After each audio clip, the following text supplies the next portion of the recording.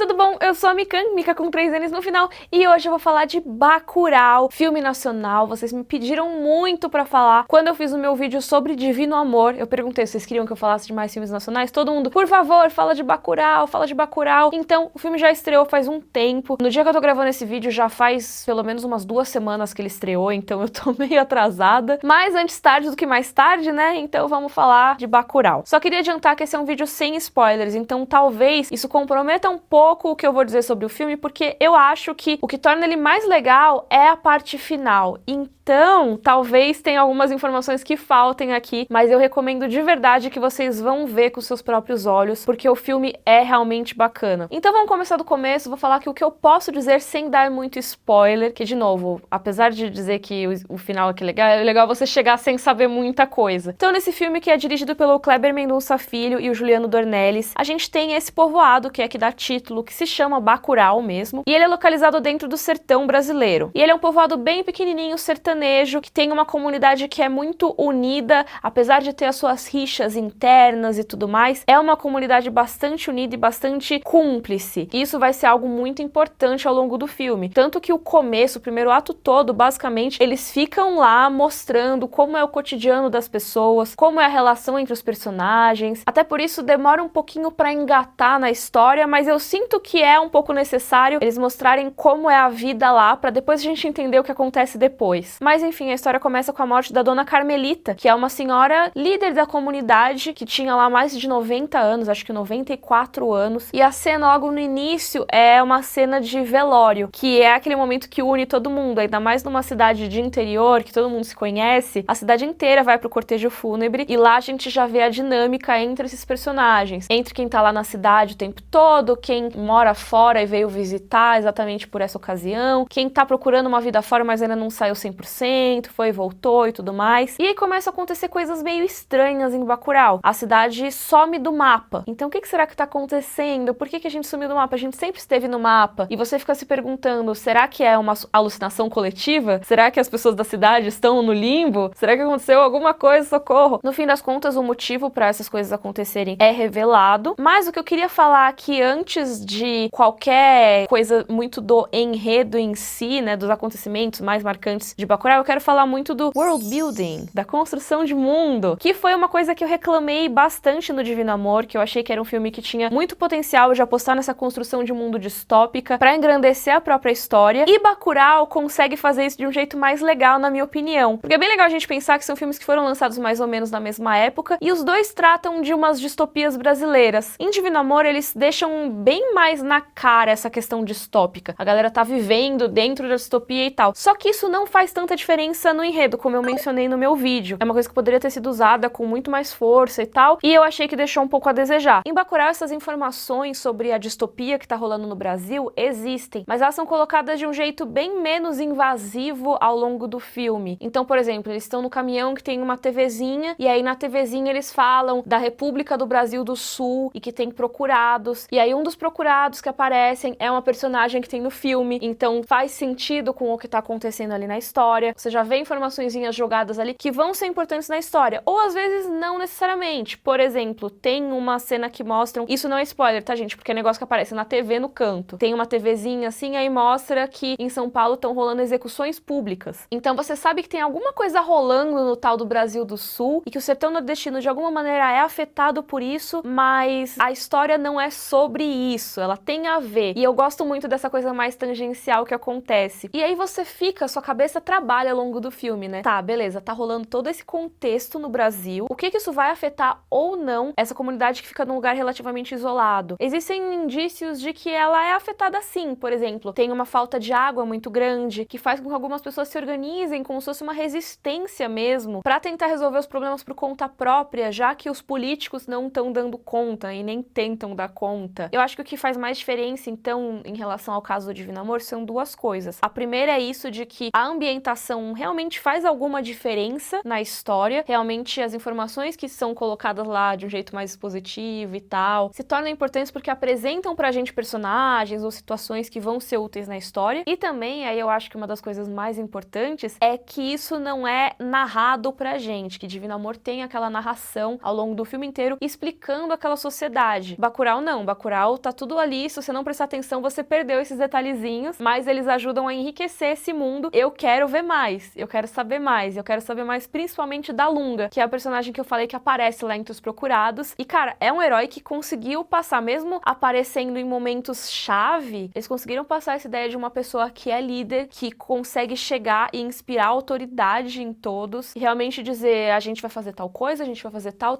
e tal coisa, vai sacar os problemas e vai já perceber uma solução pra eles. Isso tudo sem parecer forçado. Eu super veria uma série de TV da Lunga, que é uma personagem que tem essa liderança e tal, mas tem muito a ver com gore, né, filmes slasher, e ao mesmo tempo com essas vibes brasileiras. Aliás, eu queria recomendar o vídeo da Carol sobre Bacurau, que eu acabei vendo. Normalmente eu evito ver, mas como eu achei que talvez eu nem conseguisse fazer vídeo a tempo, eu acabei vendo o vídeo dela, e ela cita várias coisas muito legais da formação dela em cinema e tudo, que aí são informações mais de gênero que eu não manjo tanto, então eu recomendo que vocês vejam dela, mas ela fala muito do Nordestern, que é o western com temáticas nordestinas, e esse filme pega muita inspiração desses filmes mais antigos, então eu recomendo que vocês vejam lá pra ver quais as referências que ela apontou. Meu vídeo não é sobre isso, é mais sobre a história de Bacurau em si e a construção de mundo, né? Uma coisa que eu achei muito legal no Bacurau também é esse tema de conheça a sua história e da história se repetir, mas a história se repetir normalmente a gente vê como, é uma coisa, tipo, desastres acontecem, a gente fala muito, né, hoje em dia de as pessoas cometem os mesmos erros porque elas não leem livros de história, só que a gente esquece que a história também pode se repetir positivamente, e a história de Bacurau é uma história de resistência, e que as pessoas que não conhecem aquela comunidade, por uma empáfia, por um senso de superioridade, não querem conhecer. Isso é muito colocado na questão do museu de Bacurau. Tem um museu histórico de Bacurau. E aí você, ao ver o filme, pensa, mas é uma comunidade tão pequena, o que eles têm nesse museu de história, né? O que será que é tão importante? E os próprios personagens forasteiros que aparecem lá pensam a mesma coisa. E assim, se eles tivessem olhado, talvez eles tivessem entendido um pouco melhor aquele lugar e por que não era legal mexer com eles. Mas também isso é uma coisa que não é esfregada na sua cara ao longo do filme. É um negócio que assim, estão falando sobre a cidade, você foi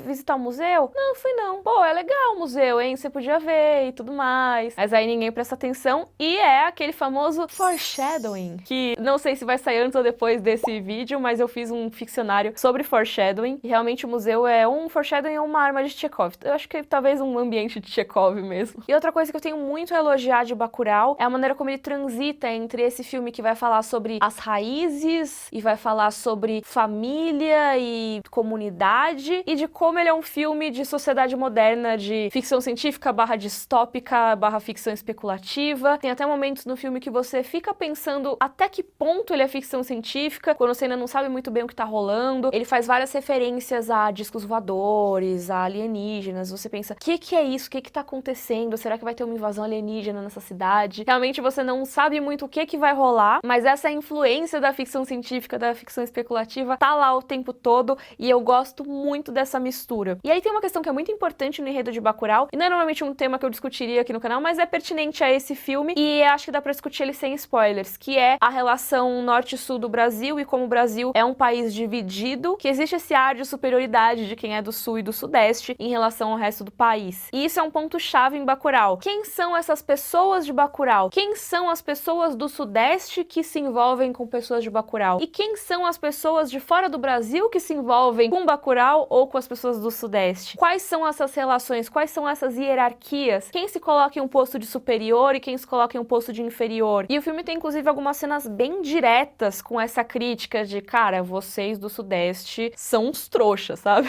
Sinceramente, vocês não sabem o que estão fazendo. A gente aqui do Nordeste soube lidar muito melhor com várias tretas e vocês não sabem nada. E assim, posso dizer que eles estão errados? Não.